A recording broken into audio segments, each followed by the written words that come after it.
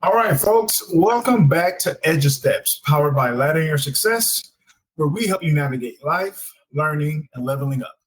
I'm your host, Olay, and today we're diving into a topic that sparks a lot of excitement and maybe a little bit of apprehension for students. That is study abroad. Is it the life-changing positive experience we often see in brochures and on social media? Or are there nuances and realities we need to consider? We'll explore the cracked up to be factor using our be, know, do framework. We got the squad here today. Got my good friend Festus Amoye and the one and only DCH Daniel Hill. And we're going to delve into the study abroad conversation a little bit more. Festus, how you doing today, man? Man, I'm doing excellent, as always. Great. Love to hear it. D Hill, how's it going, bud? Man, it's good, man. Back to work. That's it. Back to work. Back at it, man. So before we start, I'd like to ask one question. I want to ask one question. Do you think, I want this for, of course, Daniel Festus, when you were back in high school, do you think you would have had a beneficial experience, a good experience, if you did study abroad right after high school? Yes or no? And why? Man, that's interesting. Study abroad. I know a friend did that in Australia, but it probably would change my whole outview on life because you realize how grateful you should be because you go to different places and seeing different things and seeing how good you got it and seeing how people are trying to learn how you learn but can't. Yeah, that'll change your view on life. Like if we, like I think we should do that before college, like take kids, even younger kids, because you can see even in church when they take the missionary kids over there, they come back with a whole different attitude and more focus. So yeah, I think it'd be best to do it early. Mhm. I was saying in regards to you, though, I was saying that you in high school yourself, when you were in high school, do you think you would have had a beneficial time, a good experience if you did it yourself? Why and why? Okay, if I did it myself, yeah, I had a good time, man, because I met different people, and like I said, I would learn about gratefulness more early than later on in life. So I would have seen how people live, understand different cultures. I would have been speaking more languages than just a country boy language right now. You know what I'm saying? That's how I speak is country and country. So yeah, I think it would have been helpful. That's for sure. And Festus? Yeah, man, I really like the link that Hill was making to, kind of study abroad and missions work. I think to a certain degree the two are highly linked. Now, for me personally, because I went to Nigeria, I was born here but went to Nigeria when I was what 14 or 14, so my freshman year of high school. And I guess you could kind of say that was study abroad, only because you know I went while I was in high school, and so it was just like D Hill said, it was a really eye-opening experience. It was really transformative. For one thing, I could say I really understood my parents after that because us being Nigerian, it was like okay, you're growing up first or second generation, in our case, first generation, and there's habits, there's things that your parents do that you don't quite understand, and I felt like I understood them more with that travel, and I also understood the world more broadly after that. So did I do okay? I guess I did okay because I guess I didn't offend too many people, but it was very enriching, eye-opening experience. No regular TV, just listening to the radio on the porch every once in a while, literally watching grass grow and be planted, and literally watching the animals and the different creatures around. Because you don't think about something that simple as the animals that you have here. You have either a different version of them over there or completely different. So I remember seeing the lizards, which basically were the size of iguanas, and they was black and orange. And I was like, "Hey, hold up, man! Are these things like super poisonous or what?" Because it's like, jungle lizards is like this huge, and you're thinking, "What is going on?" Compared to here, and then the chickens and the goats and all those things, and you're like, "Wow!" So really eye-opening. It was enriching for me. It probably would have been better if there was the academic component of actually studying too. So I'll stop there. Love it. I love it. Wonderful. So let's talk about this from a B standpoint, right? We're talking about our values, principles, and characteristics. We're following our be, no, do model here. So we're going to call this be realistic, be prepared, the B perspective. So who do we need to be to make the most informed decision about studying abroad, right? It's easy to get swept up in that idea of living in a new country, but in order to have a successful experience, you need more than just that feeling of, what you want to see, right? You want to have an idea of who you are and what you want to get out of this opportunity. So I'm going to go over some stats before we kind of discuss this a little bit further. According to a 2023 report by the Institute of International Education, over 370,000 U.S. students studied abroad before the pandemic, right? So it shows how this is a pretty popular thing that was happening. However, it's crucial to be realistic about the challenges and be prepared for the cultural adjustments. You may be homesick and the academic differences that you're going to deal with if you do study abroad. A study published in Frontiers in 2020 highlighted that while most students report positive experiences, a significant minority face difficulties with language barriers, social integration, and unexpected costs. So my question for the group is, what should students be, from the B perspective, in terms of their mindset and expectations before deciding to study abroad? And how can we shift the focus from that image that we have to a more like grounded understanding of the experience of a study abroad program? I would say the first thing is to be curious, to be curious. If you're curious, you're also saying, I don't know the answers, but you're searching for them. And so oftentimes when we talk about being homesick, or when we talk about being offended, it's oftentimes because we have an expectation that wasn't met. So we expected the food to taste like the food where we came from. We expected people to greet us and embrace us a certain way. We have all of these different expectations, right? And usually those expectations are really rooted in selfishness. Sometimes they're rooted in self-centeredness. And I think that's the whole point of the study abroad experience, is to expand who we are, right? It's to expand our values, expand our principles. And so if we be curious, you know what I'm saying? Go in the hood, be curious. No game signs. But anyway, if you be curious, right? I think that can be the first step to leading to learning. The next B is be humble, sit down, right? It's as they say nowadays, but it's when you're humble, I think you can meet people where they are, because a lot of times we, particularly in the West, or particularly in developed nations, are not as humble because of the technology available to us, right? And so we think, since we got the computers, the laptops, the TVs, the internet, all of this stuff, that we are that great. When in reality, if you were to put us in similar circumstances to other people, a lot of us couldn't make it. I remember one of my favorite shows is Survivor. And on the Survivor episode, this was years back. It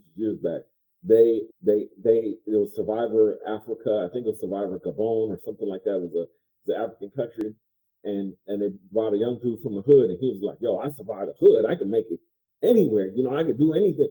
And within, I think it was 3 weeks, he was like, "Jeff, I quit." He's like, "Yo, I'm just grateful for what I had back home in the hood. I'm leaving. Y'all ain't got to vote nobody out. I'm just done."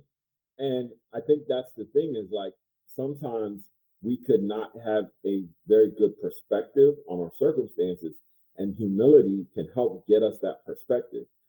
So those would be my two beings for that question. Absolutely. Totally agree. Go ahead, Hill. Man, I was gonna say I agree with him. he pretty much summed up everything. Ain't no more to say about that. Yeah, I agree as well. as well, Hill. And my answer to that first question I asked y'all, if you were to do a study abroad program when you were in high school, how would you do and why? My answer was yes. And the reason why I said yes is because of my curiosity. I am the type of person who can just get lost or immersed in something and is always asking questions. And I think also your point, Festus, about being humble goes a very long way. I think once you make yourself open, especially in respect to other people's countries, customs, norms, culture, that will allow you to really understand the intricacies, the nuances and the beauty of those cultures, right? Usually culture is deemed or is created based off of different experiences and stories and history. And so getting an appreciation of those things will, I think, help make young people more well-rounded. So I think those are two great things to have in your repertoire if you're thinking about study abroad.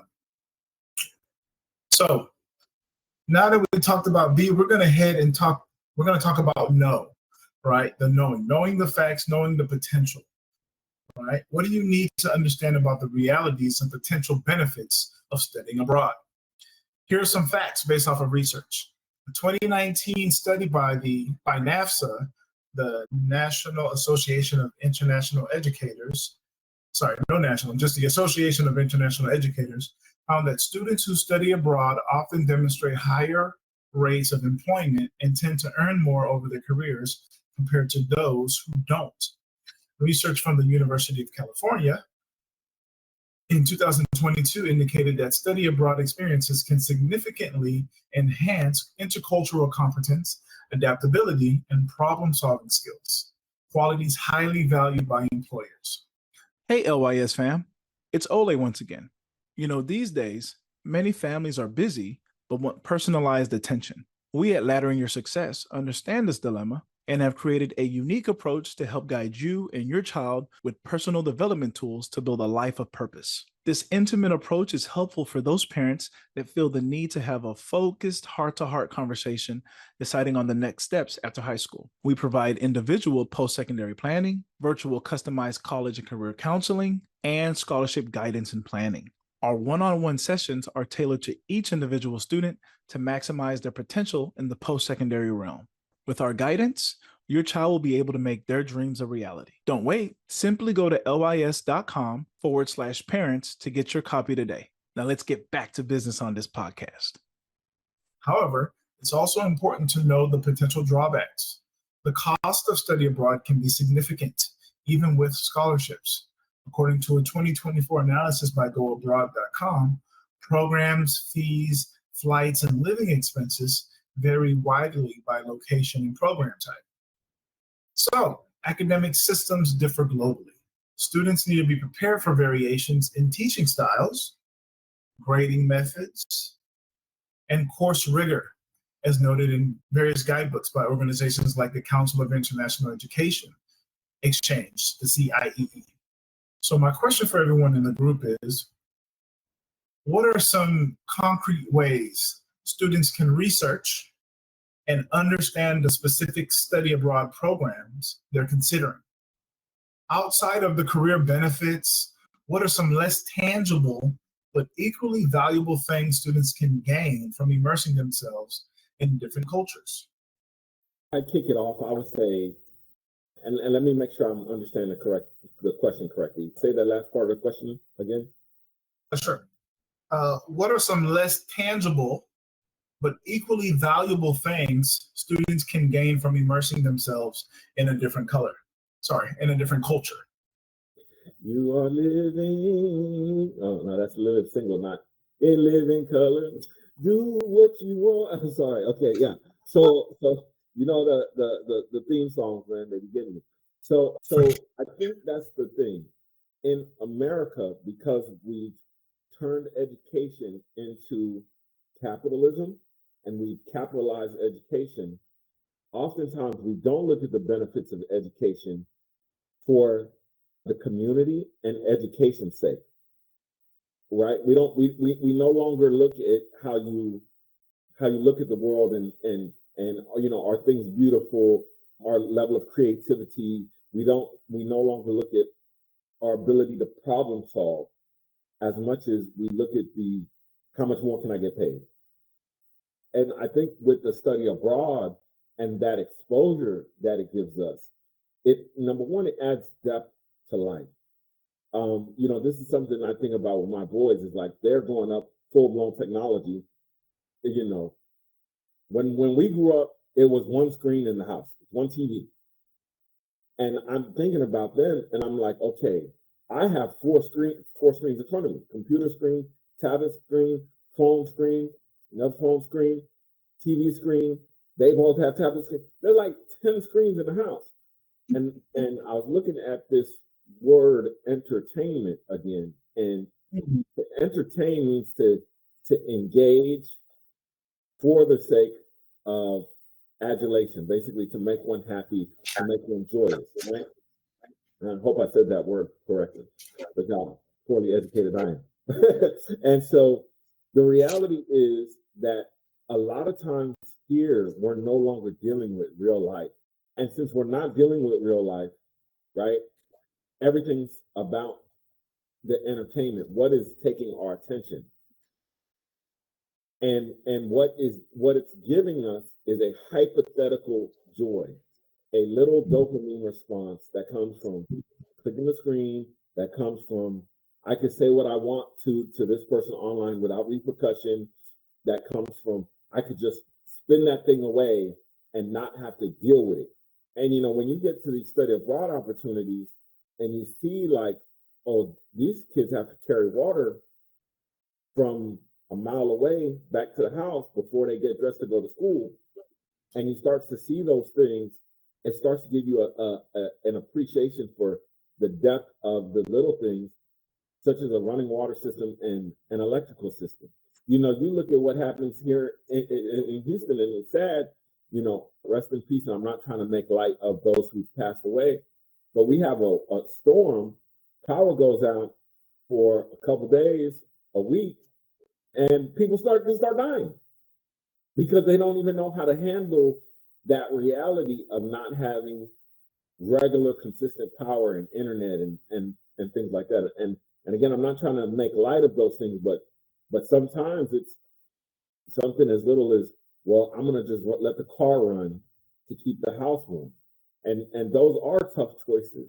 But oftentimes you have other people in circumstances where they're daily even having to hunt for their food, and so and again, that's not all study abroad experiences. Some people, they go Fulbright scholar, they go, what is the other one, full Rhodes scholar, and they're studying abroad in the finest institutions, and so to me, that's just kind of where I think it's at, is like that humility and the grace between those two things. Yes. Go ahead, Help. Hey, can you ask the question one more time so I can get a better understanding? Absolutely. What are some concrete ways students can research and understand the specific study abroad programs they're considering? Beyond career benefits, what are some less tangible but equally valuable things students can gain from immersing themselves in a different culture? Ooh. Well, they can go to I think Festus said, but they can go online and find all different type of things. It's simple. All you gotta do is go Google it.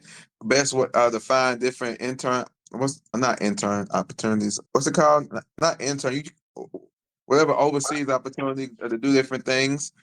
They're gonna learn a lot about different life and culture, and like I said, the whole thing's gonna be showing you greatness, about gratefulness, and how people. It's gonna teach you how to be able to connect with other people, how to be more friendly. Because, like I said, a lot of people don't have that actual connection skill anymore. So it will teach them that. But just learning about different cultures and how people live will change your life. So stuff like that, bro. I totally agree. I think one of the things people should do is talk to people who have done some of these study abroad programs. I remember one of the things I loved teaching was a primary source and a secondary source, right? So you talk to people who actually went there, they traveled, they engaged, they were immersed in the culture, they met the people, they ate the food, they practiced the traditions and the customs and the norms. They got to smell the air in a way. It's different than reading about it in a brochure or catalog, right? You're making a human one-on-one interaction with someone who is actually there, and they can tell you what to be aware of, what to look forward to, where not to go, what not to do, where to go. I think things like that are very, very beneficial.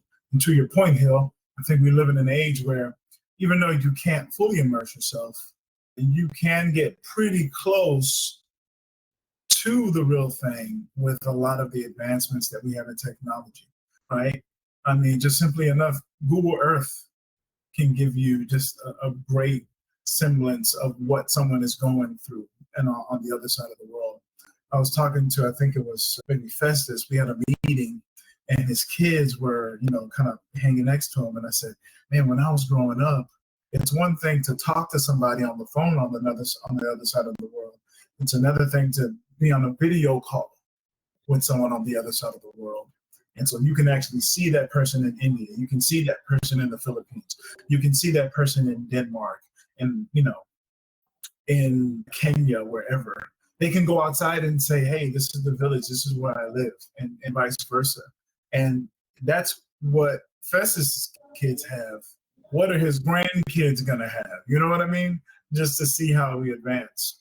In regards to other benefits that are less tangible but equally valuable, I think about things like nuance. I think about things like just a general appreciation for what you have, to Festus' point earlier, right? You have somebody from the hood and they're like, man, I can live through anything. All right, here's nothing. You know what I mean? Now Megan's like, okay, maybe I appreciated the little that I had. I think perspective is key, right? I think perspective is big. It's one thing when you meet somebody from another place, but when you've actually been to the place that they've been, there's a certain type of nuance and rhythm that you can kind of flow with when you talk with that particular person. And I think that also helps whenever you come back home, being able to just socially engage with other people whenever you go somewhere. I think this is part of the reason why so many people, you think about a lot of the thinkers of past and what were they known for? Benjamin Franklin took so many trips to France. You talk about Charles Darwin and the Galapagos Islands as he was studying turtles. So many great thinkers and philosophers traveled to other major areas of the time to interact and to learn the traditions and the ways and to ask deep questions and how people on this side of the world thought about them. I think Festus he talked a lot about Eastern philosophies and Western philosophies and how do people think the way that they think. And things like that, I think, are really powerful when you're able to travel and really makes you definitely a more well-rounded person. All righty. So we talked about the be, we talked about the know. Now we're going to get down to the do, right? Do the research, do the planning. We're talking about daily choices that keep you grounded, all right? What practical steps can students take to determine if study abroad is right for them, and if so, to prepare effectively? So here's the first thing to do. Research program options thoroughly. Don't just look at the pretty pictures. Investigate the curriculum, housing, support, services, and most importantly, the cost. Websites like IIE Passport and your university study abroad office are great starting places. Do talk to return students. Do talk to students who have gone and come back. Their firsthand experiences, both positive and negative, can provide invaluable insights. Many universities have peer advising programs. Hey, LYS fam. It's Olay. Thanks so much for listening to LYS. I just wanted to take a quick moment to talk to the parents. That's right, mom and dad. Parents, prepare your child for their best educational fit after high school with our comprehensive LYS Parents Guidebook. Our helpful guide includes a range of activities designed to help you better understand your child's unique gifts and abilities. Additionally, we provide valuable insights into the student loan debt crisis and offer practical tips on how to avoid accumulating large amounts of debt. Our ebook also includes a wealth of information on scholarships, grants, and payment exemptions that can help guide your child towards a bright and successful future. With our expert guidance, you can rest assured that your child is well prepared to make informed decisions about their education and career path. Don't let your child's future be in jeopardy. Invest in their future today by downloading the LYS Parents Guidebook. Simply go to lys.com www.educator.com/parents to get your copy today. Now let's get back to the show because it's some good topics. Next thing, 3, assess your financial situation realistically. Explore scholarships, grants, and financial aid options specifically for study abroad. Understand all the costs involved, including potential unexpected expenses. Last, 4, consider your academic goals. Will the program offer relevant coursework that aligns with your major or allows you to explore new interests? Make sure you talk to your academic advisor. And lastly, 5, do reflect on your personal readiness. Are you comfortable being away from your support system? Are you open to new cultures and challenges? Please be honest with yourself. You got to be honest with yourself when you're coming to these choices, because once you leave, it's usually hard to come back, right? There's already been a cost allocated to send you there for that particular period of time. There were other students that were chosen. You were chosen out of other students, right, who were ready. So if you're going to go, make sure that you're ready, right? And one other thing that I put here was ask yourself, who is the type of person you want to be when you come back? A lot of people just kind of go and they say, I'm going to this completely new culture, different location, different language, different traditions and customs and norms. I'm just going to enjoy myself. I'm going to make the most of it. But think about what you want to learn. What are the top 3 things you want to be able to take back with you when you come back, so you can tell those, your friends, your family, right? Anyone that you interact with, right? Who is the type of person you want to be when you come back, right? The goal is to make an informed decision based on your individual needs and goals, not some grandiose idea, a superficial idea, right? Got to understand those stressors, and you have to have things in place that are going to be there for your well-being throughout that process. Okay. All right. Anybody? I just wanted to open this up. If anyone had any other thoughts on study abroad. Festus, did you have any other thoughts in regards to like just things to look forward to, things to look out for when you're planning this? And also, Festus, I think this is a huge thing that I wanted to ask you about. What are some ways for the person who cannot afford this at all? What are some ways that they can have a study abroad experience without traveling on a plane? Yeah, really, really, really good questions. So let me start with the general questions about just general comments on study abroad. I think, there's different levels of study abroad. That's the first and foremost thing. So, there's tours, and in a tour, you might only do, anywhere from, a week to 2 weeks in terms of a study abroad. So definitely look into the tours. Those are a little less expensive. Airfare is going to be the same almost no matter what, because, you got, two-way air travel. So that part doesn't change, but because you're not staying as long, you don't have to worry about accommodations as long, or if you get there and your accommodations aren't what you thought they would be, meaning the hotel room, the person's house, the host, whatever that situation is, if it's not what you thought it'd be, you're coming back home pretty soon. You know what I'm saying? So that's that, right? And then food, that's the thing. The longer you're there, the more food you got to consume. And so, especially if you're first generation student, it's like, man, mom and daddy can't, send money like that. So, so I would say definitely tap into your resources early. I remember my experience going to Israel. I did crawfish boil. Other people, that's why I said I like what Daniel said earlier about it being like missions work. If you're doing missions work, some people do the spaghetti dinner, right? They say, we're gonna make a spaghetti dinner and then you're gonna do a donation. I did crawfish boiling, and I ended up turning $150 or $200 into like $800, and that supported me during the 10 days or whatnot. And so there's different types of things that you can do to raise those funds, right? And so think ahead, think way ahead. So if you're like, hey, I'm hearing of different opportunities, let me go and just do fundraisers just in case, even though I might not yet have applied. But once you apply, you need to definitely turn it up, because then time's gonna go quickly, especially you're talking about paying for visas, you're talking about getting passports, you're talking about all, you might need shots, all those different types of things, depending on where you're going. So that's that part.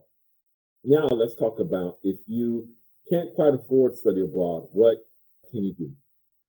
When you get on campus, there are going to be different groups. There are going to be different student groups, and these different student groups offer different student support. That is your passport to learning on campus. There might be a group of Filipino students, there might be a group of Asian students, Chinese students, Japanese, whatever that student group is, African student unit, Black student union, any number of fraternities and sororities, sometimes they have opportunities where you could just go on campus to their organization and to their meeting. Sometimes they'll have food, sometimes they'll have music, those different types of things. So you could get exposure right on campus, even though you're not traveling abroad. The next thing you can do is look for local community groups as they're having events. They have different festivals, they have different workshops, different types of things like that. Try your best to attend those, right? Sometimes you could get sponsorship for travel to those things, whether it's a bus card or something like that. Try to attend those. But the easiest, lowest hanging fruit is those things that's right on campus. And then the next thing up would be to look for associations in your community. So you could have different chamber of commerce. So, Asian American Chamber of Commerce, the Latino Chamber of Commerce, those different types of things. Just try to get involved in those. And so a lot of students do not take these volunteer opportunities that come from those organizations enough. What I would highly, highly, highly recommend is go ahead and put a resume together or put a letter together saying, hey, I'm looking for experience. I would love to volunteer for any of these organizations for a week or shadow any of the business owners for some time. That might be your foot in the door to get that international or cultural experience that you're looking for. So I'll stop right there, Olay. And I love that advice, man. That advice is so, so powerful. Just utilizing connected groups and associations with a particular place that you're trying to go to is already a great way to start indoctrinating yourself in the ways and the culture, just kind of getting a chance to get your senses involved with the people before you go, because I think that's the most powerful thing, right? Is I think about us and how we are raised. We can essentially go to any function with anyone who's from Nigeria and know the lay of the land. And that's simply because we've been immersed in the culture. We've grown up in the culture, right? We know how to, it's actually pretty awesome because you can go, I think because of the way we were raised, we can go to pretty much any other type of culture and find the connection between those two, but we can make a connection with that other person from another culture. For those of you who don't know, we're based in Houston, and Houston is a very diverse city. It's a very multicultural, multi-ethnic melting pot. Man, I have not heard anyone use the term melting pot in a long time. Did people stop using that? I guess we always got to change it up, but either way. Because people said it's no longer a melting pot as much as it is a salad, because the reality is some people did not assimilate or weren't forced to assimilate. Some people, they just said, hey, we're going to have Chinatown, Italian town, or Little Italy, those different types of things. And they didn't assimilate like everybody else. Whereas if you're Black, you were pretty much forced to assimilate. So, I don't want to get too into it, but you feel where I'm coming from. Absolutely. Great point again. Great point. I love that, man. Just thank you so much for those perspectives and for those thoughts there. All righty. So thank you so much for listening to this latest episode.